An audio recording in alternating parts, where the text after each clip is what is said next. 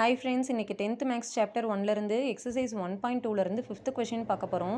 A company has 4 categories of employees given by assistants, clerks, managers and an executive officer. The company provide 10,000, 25,000, 50,000 and 1 lakh as salaries to the people who work in the categories A, C, M and E respectively.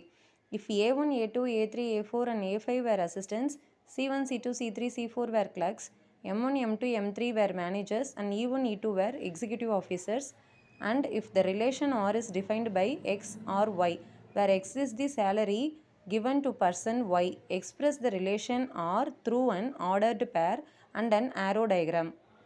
Okay friends, இதுக்கான solution பார்க்கலாம். இப்போ என்ன சொல்லியிருக்காங்க அப்படின்னா, ஒரு கம்பெனியில் 4 categories of employees work பண்ணுறாங்கன்னு. So 4 categories என்னென்னு எடுத்து எழுதிக்கலாம். Assistance, clerks, managers and an executive officer. இதனாலேயே எடுத்து எழுதிக்கலாம். இப்போ இவங்க 4 பேருக்கும் கொடுக்குற சேலரி பார்த்தீங்க அப்படின்னா 10,000, 25,000, 50,000, 1 lakh. அடுத்தது இதை வந்து assistants, clerks, managers and executive ஆஃபீஸரை ACMEன்னு எடுத்துக்க சொல்லியிருக்காங்க. நம்ம அதையும் எடுத்து எழுதிக்கலாம்.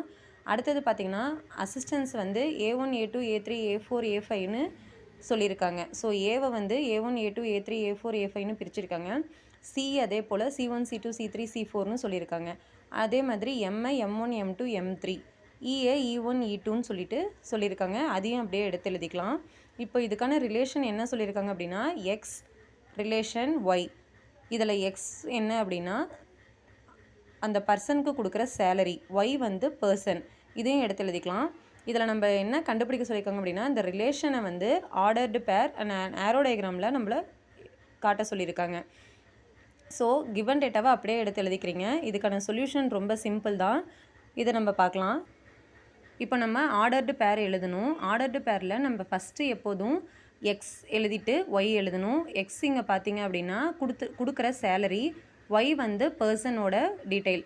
ஸோ இப்போ வந்து A1, A2, A3, A4, A5 இருக்கு இல்லையா, அதுக்கு ஒவ்வொருத்தருக்கும் 10,000 சேலரி கொடுக்குறாங்க. So 10,000, A1, 10,000, A2, 10,000, A3, 10,000, A4, 10,000, A5.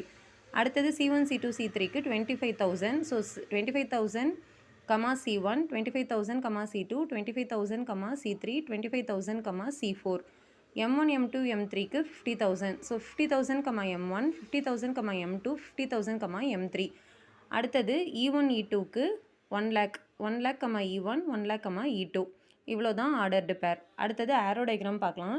X வேல்யூஸில் 10,000, 25,000, 50,000, 1 lakh எழுதிக்கிறோம். ஒய் வேல்யூவில் A1, A2, A3, A4, A5, C1, C2, C3, C4, M1, M2, M3, E1, E2.